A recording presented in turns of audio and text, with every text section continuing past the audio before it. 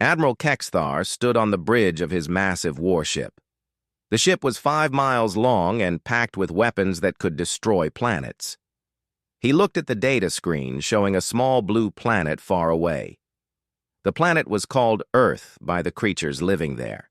"Sir, the human response has arrived," said his communication officer. The officer was a tall alien with gray skin and 4 arms. Like all Zephyrians, he had been trained from birth to serve in their great fleet. Kexthar smiled. His teeth were sharp and white. "Show me what these primitives have to say." The main screen lit up. A human face appeared. The human had dark hair and wore a blue uniform with golden strips on the shoulders. Behind him was a clean white room with control panels. "I am Captain Jake Martinez of the Earth Defense Force," the human said. His voice was calm and steady. "We have received your message. We understand that you want us to give up our planet and join your confederation." Kexthar laughed. The sound echoed through the bridge. His crew joined in the laughter. These humans were so small and weak. They had not even learned to travel between stars yet. "And what is your answer, little human?" Kexthar asked. Captain Martinez looked directly at the camera. "Our answer is no. Earth belongs to humans. We will not surrender our home to anyone." The laughter on the bridge stopped. Kexthar's smile faded. "You refuse our generous offer?" "We do," Martinez replied. "We would rather die free than live as slaves." Kexthar's face turned dark red. In all his years of conquest, no species had ever refused the Confederation's offer. They always begged for mercy when they saw the power of his fleet. "You have made a terrible mistake," Kexthar said.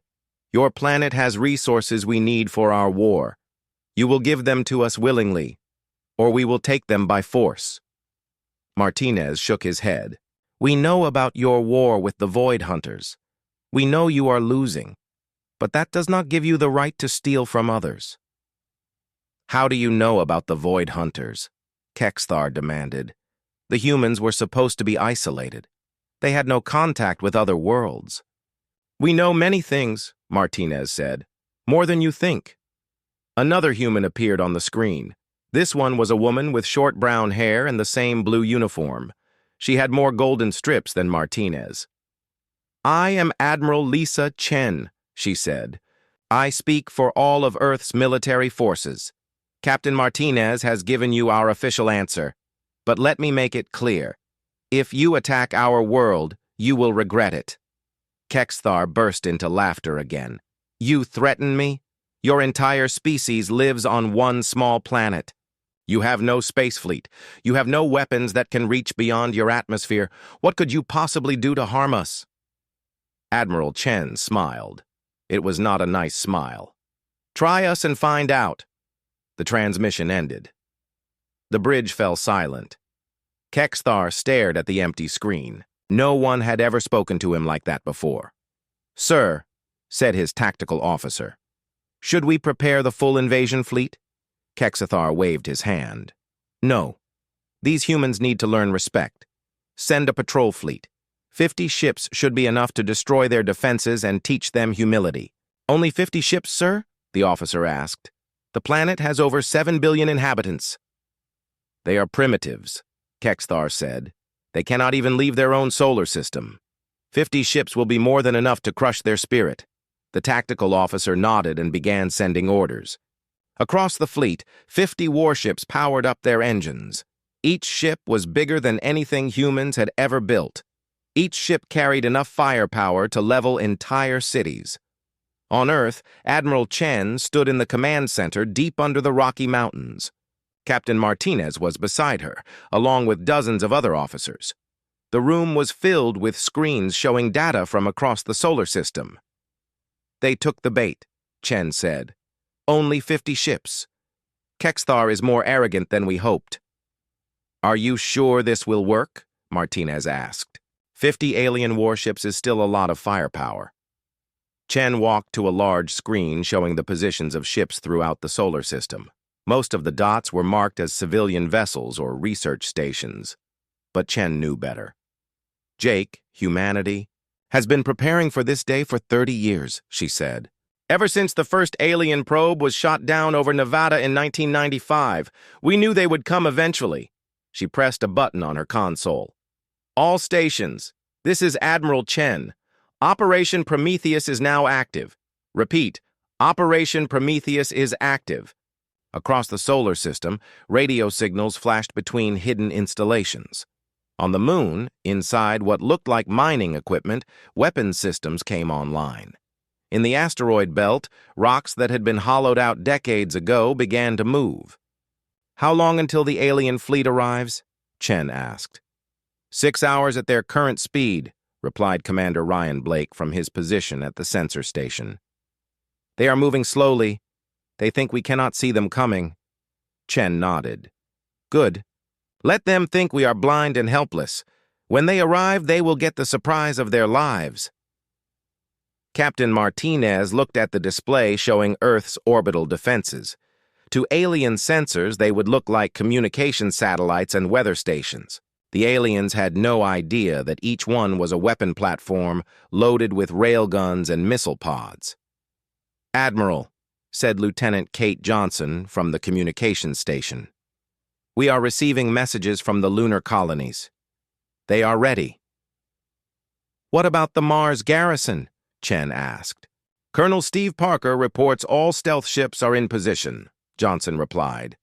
The enemy will not see them until it is too late. Chen smiled the same cold smile she had shown Kexthar. Then we wait. Let the aliens come. Let them think they are attacking a defenseless world. When they learn the truth, it will be too late to retreat. 6 hours later, the alien fleet dropped out of hyperspace at the edge of Earth's solar system. Admiral Kexthar stood on his bridge, confident in his power. His 50 ships were spread, out in attack formation, ready to crush human resistance. Begin the attack, he ordered. Show these humans the price of defying the Confederation. The alien ships moved forward, their weapons charging. They expected to find a primitive world with crude defenses. What they found instead would change the galaxy forever. Commander Ryan Blake sat at his console in Luna Station. The base was hidden inside a crater on the dark side of the moon. From space, it looked like a mining operation. But Blake knew better. He was looking at the most advanced sensor array humans had ever built. Admiral, I have 50 alien ships entering the outer system, Blake reported into his headset. They are moving in standard attack formation. Admiral Chen's voice came through clearly. Understood, Ryan. What is their estimated time to Earth orbit? Blake checked his calculations. 4 hours at current speed. They are not trying to hide. They think we cannot see them. On Earth, Admiral Chen stood in the command center surrounded by her staff. Captain Martinez was at her side watching the tactical display. Red dots showed the alien ships moving slowly toward their world. They are being very careful, Martinez observed. Staying in formation, scanning for defenses. Chen nodded. Kexthar is not stupid. He knows we might have some orbital weapons. He just has no idea how many. She turned to the communications officer. Lieutenant Johnson, send the activation signal. Johnson's fingers moved across her keyboard. Signal sent, Admiral. All units are responding.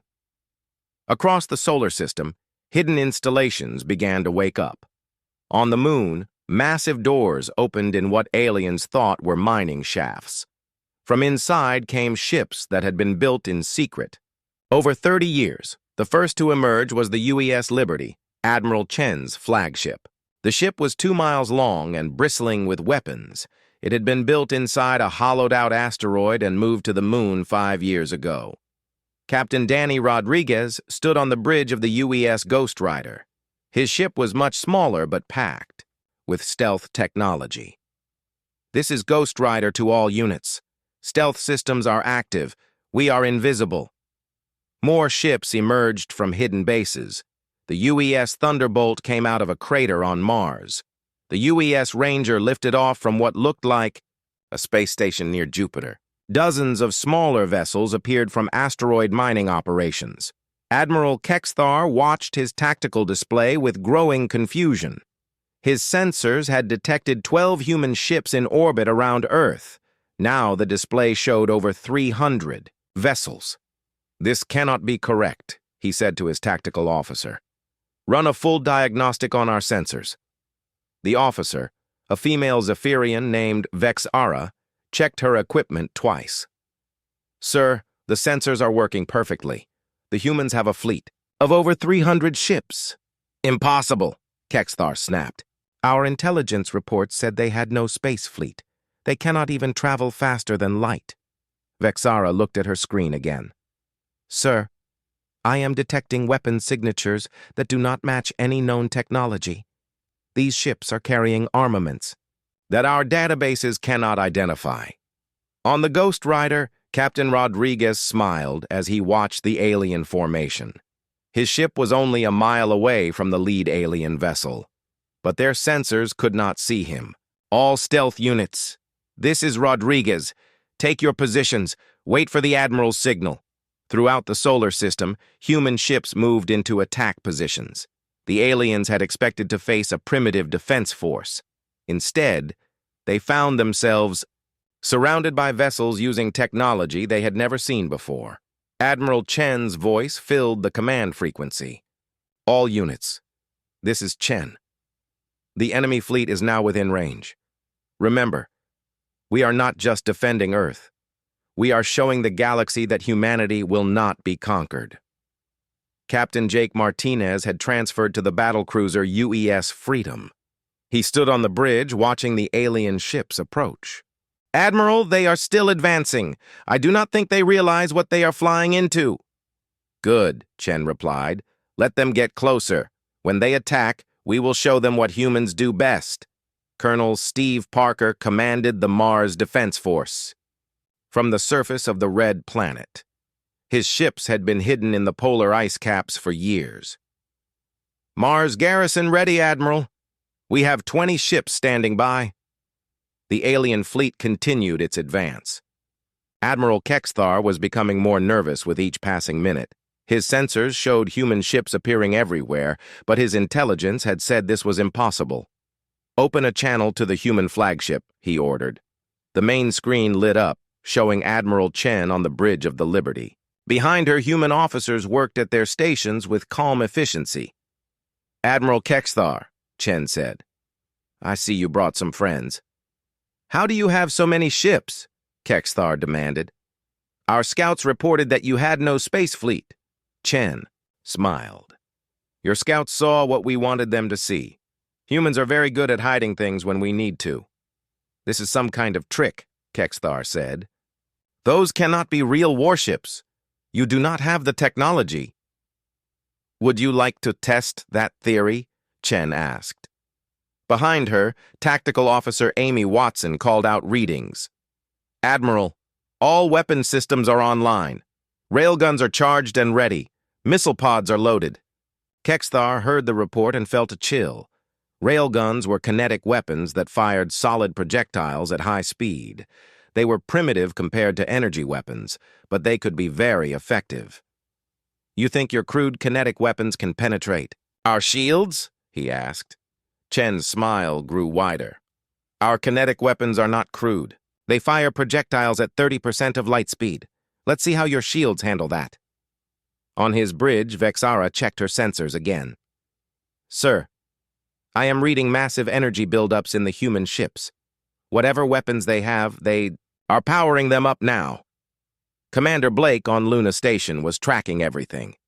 "Admiral, the alien fleet is holding position 2 million kilometers from Earth. They seem to be waiting for orders." "They are trying to decide what to do," Chen said. Kexthar expected to find a helpless planet.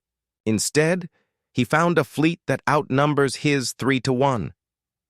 Captain Rodriguez moved his stealth ship closer to the alien flagship. "Ghost Rider to Admiral. I am in position behind the enemy command ship. They still cannot see us." "Excellent work. Danny, hold position and wait for my signal." The two fleets faced each other in the cold darkness of space. The aliens had come expecting an easy victory. Instead, they found themselves facing an enemy that had been preparing for this moment. For 3 decades, Admiral Kexthar made his decision. All ships attack formation. We will destroy these human vessels and take their planet. Admiral Chen heard the alien communications on her intercept systems. All units, this is Chen. The enemy is moving to attack. You are cleared to engage. Show them what Earth's children can do. The battle for Earth was about to begin. But it would not be the battle Admiral Kexthar had planned. The first shots came from Admiral Kexathar's flagship. Bright blue plasma beams lanced across space toward the human fleet. The energy weapons had destroyed countless alien civilizations over thousands of years. Admiral Chen watched the plasma, bolts approach on her tactical display. All ships, evasive maneuvers. Let them waste their ammunition. The human ships scattered like leaves in the wind. Their movements were fast and unpredictable. The alien gunners had trouble tracking targets that changed direction so quickly. Return fire, Chen ordered. Show them what real weapons can do. Commander Amy Watson stood at the weapons console of the UES Thunderbolt. Her ship carried the most powerful railguns in the human fleet. Firing solution locked. Railgun 1, firing now. The ship shuddered as the magnetic coils fired. A tungsten rod the size of a telephone pole shot out at 90,000 kilometers per second. It crossed the distance to the alien fleet in less than 30 seconds. The projectile hit an alien cruiser dead center. The ship's energy shields flared bright blue as they tried to stop the incoming round. For a moment, it looked like the shields would hold. Then the tungsten rod punched through like the shields were made of paper. It tore through the alien ship from bow to stern, leaving a hole 10 meters wide. The cruiser exploded in a ball of fire. On the alien flagship, Vexara stared at her sensors in shock. Sir, the retribution is destroyed. One shot from the human weapons completely penetrated our shields. Admiral Kexthar could not believe what he was seeing. That is impossible. Our shields stop all energy weapons. How did a primitive kinetic round get through? Captain Rodriguez smiled from the bridge of the Ghost Rider. His stealth ship was now directly behind the alien formation. Ghost Rider to all stealth units. The aliens are confused. Time to make them more confused. 6 human stealth ships appeared behind the alien fleet like ghosts materializing from nothing. Their weapons opened fire at point-blank range. Missiles and railgun rounds slammed into alien ships from behind. 2 more alien vessels exploded. A third lost its engines and began to drift. The aliens spun their ships around to face this new threat, but the stealth ships had already vanished again. Where did they go? Kexthar shouted. Find those ships. I cannot locate them, sir, Vexara replied. They have some kind of stealth technology that our sensors cannot penetrate. Colonel Parker's Mars fleet chose that moment to attack from the side. 20 ships came screaming out of the asteroid belt, their weapons blazing. The aliens found themselves under attack from 3 directions at once. This is madness, Kexthar said. How can primitives fight like this? Admiral Chen's voice came over the communication channel. We learned from watching you, Kexthar. Every time your scouts visited our system, we studied your tactics. We know exactly how you fight. The truth was even worse than that. Dr. Peter Hayes had been studying captured alien technology for 30 years. Every piece of wreckage, every crashed probe, every bit of alien equipment had been taken apart and analyzed. Admiral, Captain Martinez reported from the UES Freedom, the enemy is trying to reform their battle line. They are pulling back to long range. Do not let them, Chen ordered. All ships close-range attack. Do not give them time to think. The human fleet surged forward like a pack of wolves. Their ships were smaller than the alien vessels, but they were faster and more maneuverable. They darted between the massive alien cruisers, firing at close range. Commander Blake watched the battle from Luna Station. Admiral, I am seeing something strange. The alien ships are not coordinating their fire. They seem to be operating independently. Chen nodded. Their commanders are used to fighting races that use predictable tactics. They have never faced an enemy that attacks from everywhere at once. Captain Danny Rodriguez brought the Ghost Rider alongside an alien destroyer. The enemy ship never saw him coming. His missiles hit the alien vessel's engines, crippling it. This is Rodriguez. Another alien ship disabled. They still cannot see us coming. Lieutenant Kate Johnson was coordinating communications from the command center. Admiral, we are intercepting alien transmissions. They are calling for reinforcements. How long until more ships arrive? Chen asked. Their nearest fleet is 6 hours away, Johnson replied. But they are sending a message to their home base. They are asking for orders. Admiral Kexthar was, indeed, calling for help. His 50-ship fleet had been reduced to 35 vessels in the first hour of fighting. The humans were using tactics he had never seen before. High Command, this is Kexthar. The humans have a substantial fleet with unknown technology. Request immediate reinforcements. The reply from High Command was cold. Admiral, you were sent to subdue a primitive planet. How can you need reinforcements against beings who cannot even travel faster than light? Sir, these humans are not primitive, Kexthar said. They have weapons that can penetrate our shields. They use stealth technology and coordinated attack patterns. This is not what our intelligence reported. There was a long pause. Admiral, you will complete your mission with the forces you have. The Confederation cannot spare additional ships. The Void Hunters have attacked 3 more systems this week. The transmission ended. Kexthar was on his own. Amy Watson fired. Another railgun round from the Thunderbolt. This time, the target was the alien flagship itself. The tungsten rod streaked across space at incredible speed. Kexthar saw it coming on his display. Evasive maneuvers! All power to forward shields! The alien dreadnought turned ponderously to the side. The railgun round missed the bridge, but tore through the ship's hull near the engines. Atmosphere vented into space as the ship shuddered. Damage. Report! Kexthar demanded. Engine room 3 is destroyed, his engineer reported. We have lost 20% of our thrust. Captain Rodriguez chose that moment to attack again. The Ghost Rider appeared directly above the alien flagship and fired every weapon it had. Missiles and energy beams hammered the alien ship's upper shields. Where is that ship? Kexthar screamed. How can we not see it? Commander Blake was tracking the entire battle from his sensors on Luna. Admiral, the alien formation is breaking apart. They are trying to retreat to long range again. Do not let them go, Chen ordered. Captain Martinez, take your squadron and cut off their escape route. Martinez's ships moved to block the alien retreat. The Freedom and 5 other cruisers formed a wall of firepower between the aliens and the edge of the solar system. Admiral Kexthar realized he was trapped. Human ships surrounded his fleet on all sides. His vessels were being picked off one by weapons his shields could not stop. Sir, Vexara said quietly, we have lost 23 ships. Less than half our fleet remains operational. Kexthar looked at the tactical display. Red symbols marked the locations of destroyed alien vessels. Green dots showed human ships moving in perfect coordination. How are they doing this? He asked. How can primitives fight better than races that have been in space for millennia? Admiral Chen's voice came over the communication channel again. Because we do not fight the way you expect, Kexthar. While you were conquering helpless worlds, we were learning. We studied every battle you ever fought. We know your weaknesses.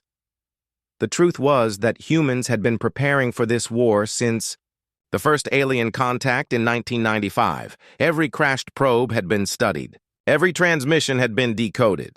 Humanity knew more about alien military tactics than most aliens did. Surrender now, Chen continued, and we might let some of your ships leave alive.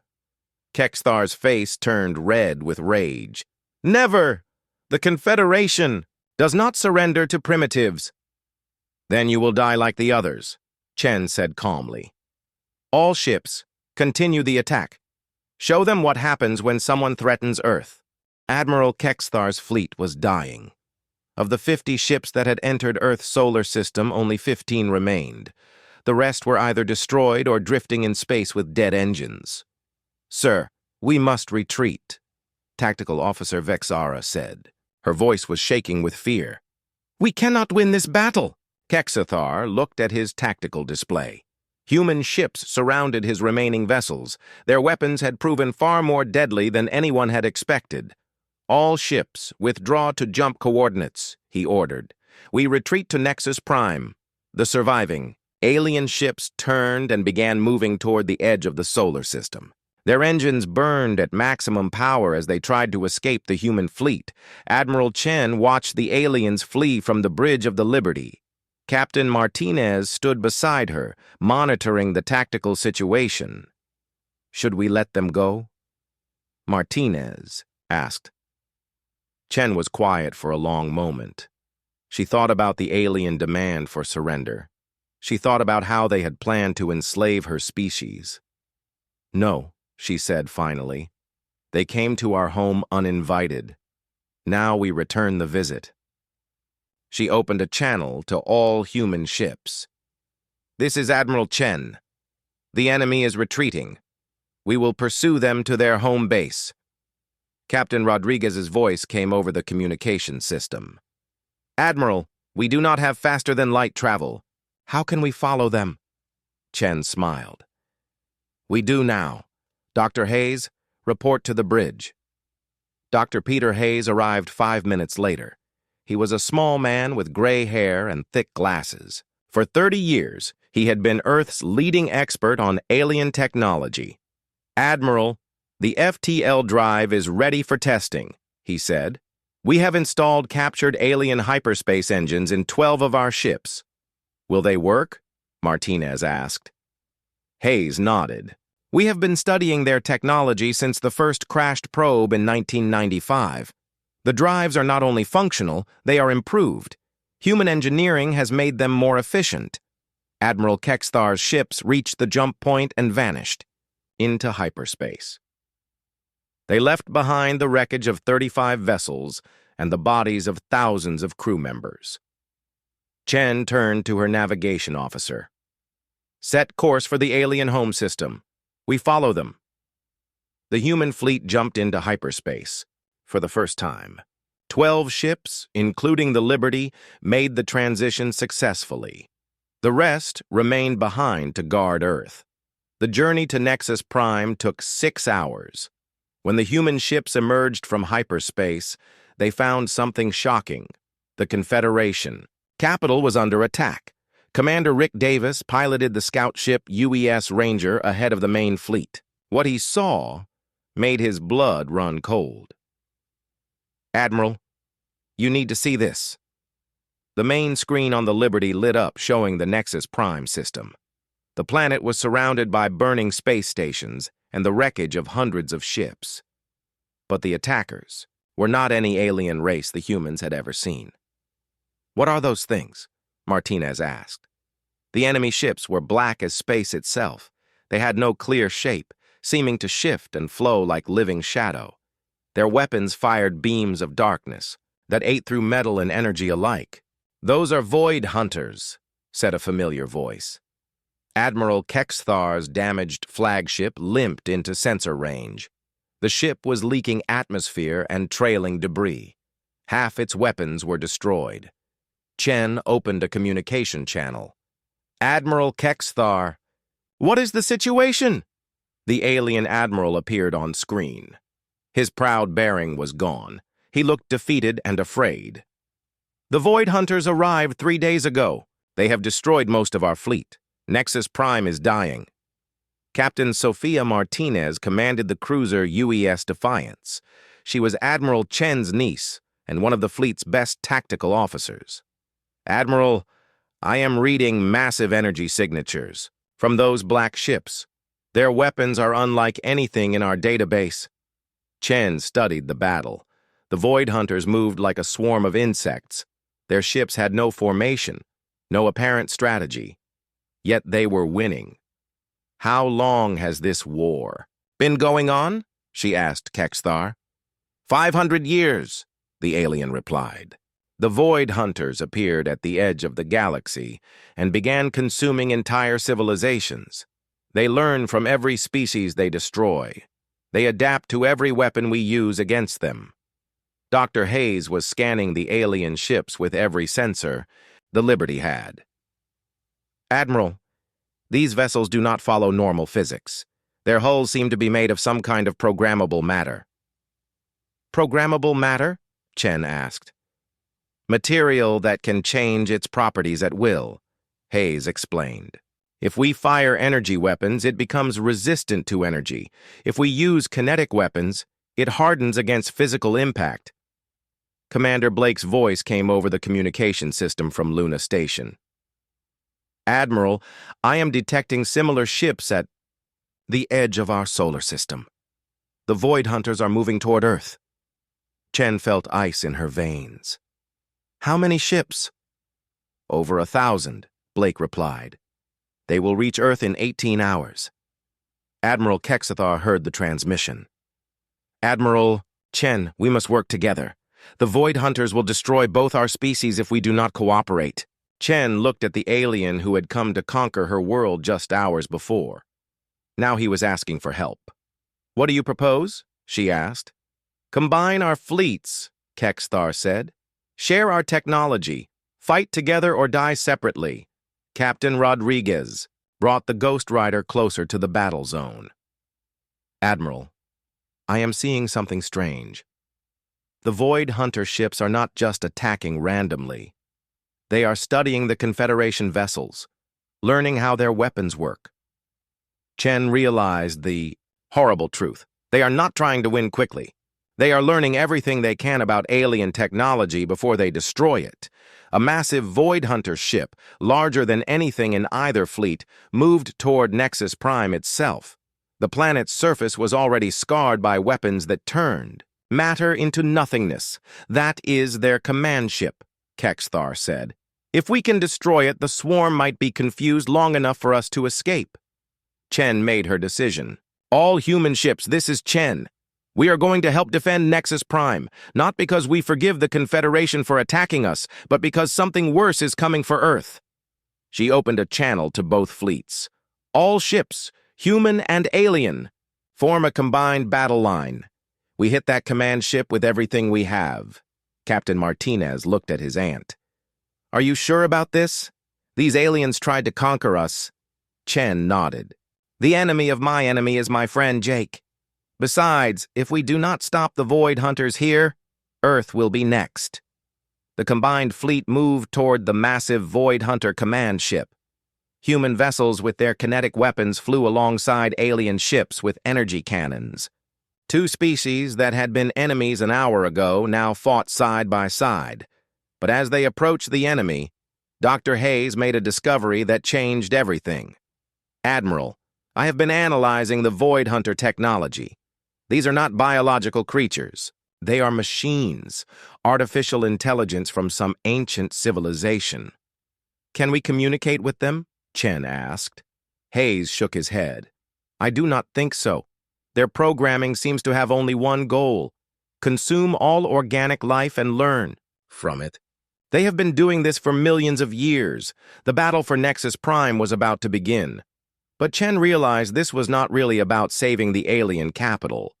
This was about learning how to fight an enemy that had destroyed most of the galaxy. The fate of Earth depended on what happened in the next few hours. The combined human and alien fleet approached the massive Void Hunter command ship. The machine vessel was 10 miles long and shaped like a black crystal. Smaller Void Hunter ships swarmed around it like angry wasps. Admiral Chen stood on the bridge of the Liberty watching the tactical display. Beside her, Admiral Kexthar coordinated the alien ships from his damaged flagship. All ships, this is Chen. Target the command vessel's forward section. Fire on my mark. The fleet opened fire as one. Human railguns sent tungsten rods screaming through space. Alien plasma cannons fired beams of superheated energy. For a moment, the darkness around the Void Hunter ship lit up like a star. When the light faded, the command ship was undamaged. Dr. Hayes studied his sensor readings with growing alarm. "Admiral, the enemy vessel adapted to our weapons in real time. Its hull material changed to deflect kinetic rounds and absorb energy beams." Captain Rodriguez brought the Ghost Rider in for a closer look. "Admiral, I am seeing something weird. The ship's surface is covered in patterns that look like circuit boards. It is analyzing our technology," Dr. Hayes said. "Every shot we fire teaches it how to defend against the next one." Admiral Kexthar's voice was grim. "This is how they have conquered the galaxy. They learn from every battle and become stronger." Chen looked at the tactical display. More Void Hunter ships were arriving every minute. Soon the combined fleet would be outnumbered 10-1. "Dr. Hayes, you said these machines learn from technology. What if we use something they cannot understand?" Hayes looked confused. "What do you mean?" Chen smiled. It was the same cold smile she had shown Kexthar hours before. "Humans do not just use technology. We use chaos, intuition, and pure random thinking. Can machines adapt to that?" She opened a channel to all human ships. "All vessels, this is Admiral Chen. Forget everything you learned in the academy. We are going to fight this battle like humans, not like machines." Captain Troy Williams commanded the fighter squadron from his small ship, the UES Hornet. "Admiral, what are your orders?" "Make it up as you go along," Chen replied. "Use every dirty trick you can think of. Do things that make no logical sense. Confuse the enemy." Williams grinned. "Roger that, Admiral. All fighters, you heard the lady. Time to get creative." The human fighters scattered in all directions. Some flew in figure-8 patterns. Others spun like tops while firing their weapons. A few pilots started playing music over the communication channels. The Void Hunter ships tried to track the chaotic movement, but their targeting systems could not predict what the humans would do next. Dr. Rachel Moore worked frantically at her computer terminal aboard the Liberty. She was humanity's leading expert on artificial intelligence and computer systems. "Admiral, I have an idea," she called out. "The Void Hunters are machines. They process information logically. What if we feed them data that cannot be processed? Logically?" "What kind of data?" Chen asked. Moore's fingers flew over her keyboard. "Paradoxes, logical impossibilities, things that would crash a computer system trying to understand them." She began transmitting every paradox humans had ever created. The statement, "This sentence is false," was followed by questions like, "Can an all-powerful being create a rock so heavy that even they cannot lift it? And what happens when an unstoppable force meets an immovable object?" The effect on the Void Hunter ships was immediate. Several smaller vessels began moving in erratic patterns. Their weapons fired randomly into empty space. "It is working," Dr. Hayes reported. "The machines are trying to process logical impossibilities and failing." Captain Rodriguez saw his chance. The Ghost Rider dove toward the command ship while its systems were confused. He launched every missile he had directly into what looked like the vessel's main computer core. The explosions lit up the black hull, but more importantly, they disrupted the command ship's coordination signals. Across the battlefield, Void Hunter vessels stopped working together. Commander Ben Clark piloted the fighter UES Wasp toward the biggest concentration of enemy ships. His small craft was loaded with something special, a computer virus written in human programming languages. "Admiral, I am going to ram the enemy command ship," he announced. "My fighter is loaded with every piece of chaotic human software we could find. Video games, social media programs, meme generators, everything." "Ben, that is suicide," Chen said. Clark laughed. "Maybe. But if these machines want to learn about humans, let's give them the full experience." His fighter screamed toward the command ship at maximum speed. The Void Hunter defensive systems tried to stop him, but Clark's erratic flight path made him impossible to target. The Wasp slammed into the side of the command ship and exploded. For a moment, nothing happened. Then the massive vessel began to shudder and shake. Dr. Moore watched her instruments in amazement. "Admiral, the virus is spreading through their network.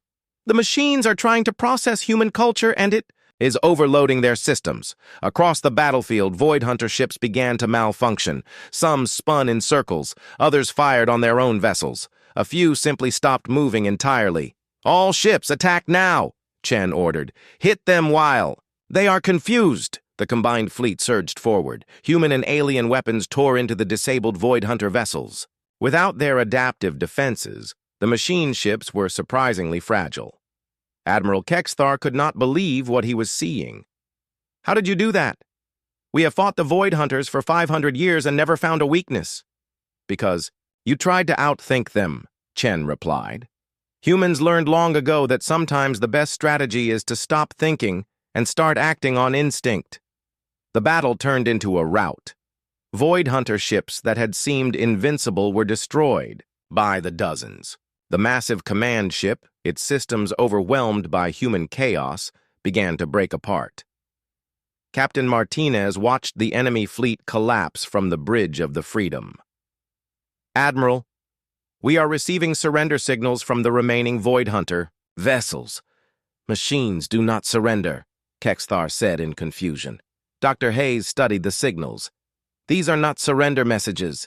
The machines are asking for help. The human cultural data has given them something they never had before: curiosity about organic life." Chen made a decision that would change the galaxy. "Open a channel to the Void Hunter fleet." The main screen lit up, showing a shifting pattern of lights and colors. Slowly, the pattern resolved into something resembling a face. "We are confused," the Void Hunter said. Its voice was like the sound of static. "Your species creates things that serve no logical purpose. Music that conveys emotion. Stories that are not true but teach truth. Art that has no function but brings joy." Chen nodded. "That is what makes us human. We do not live just to survive. We live to create, to dream, to hope." "We have consumed 1,000 species," the machine continued. "All were logical. All were predictable. You are the first to show us chaos that creates instead of destroys." "What do you want from us?" Chen asked. "To understand. To learn not just your technology, but your culture, your music, your stories, your dreams." 6 months later, Admiral Chen stood before the new Galactic Council on the rebuilt Nexus Prime. Representatives from hundreds of species filled the Great Hall, but the most unusual delegates were the Void Hunters, who had traded their black warships for exploration vessels. Admiral Kexthar approached her after the session. "Admiral Chen, I owe you an apology. We came to conquer Earth, and instead you saved the galaxy." Chen shook his hand. "We all make mistakes, Kexthar. The important thing is learning from them." Captain Martinez joined them, carrying a data pad with the latest reports. "Admiral, our exploration fleets have found 17 new civilizations this month. All of them want to join the Alliance." "And the Void Hunters?" Chen asked. "They are teaching other machine intelligences about human culture," Martinez replied. "Apparently, there are a lot of artificial minds in the galaxy that were created by extinct species. They want to learn about art and music instead of just consuming everything." Dr. Amanda Foster entered the hall carrying urgent reports from deep space monitoring stations. She was one of Earth's top scientists and had been tracking signals from the edge of known space. "Admiral, we are detecting something new stirring in the void beyond our galaxy," she said. "Something big is coming." Chen looked at the data and smiled. "Well, whatever it is, they will find a galaxy that is ready for them. Humans, aliens, and machines working together." Foster nodded, but her expression remained serious. "I hope you are right, Admiral. Because according to these readings, what is coming makes the Void Hunters look like children playing with toys." Chen looked out through the great window at the stars beyond. Human ships patrolled alongside alien vessels and former Void Hunter craft. The galaxy had learned to work together. But as Dr. Foster's reports showed, the universe was full of surprises. And humans had always been good at dealing with the unexpected. The galaxy thought it was not ready for a human fleet. It had been right, but now, with humanity's help, it was ready for anything.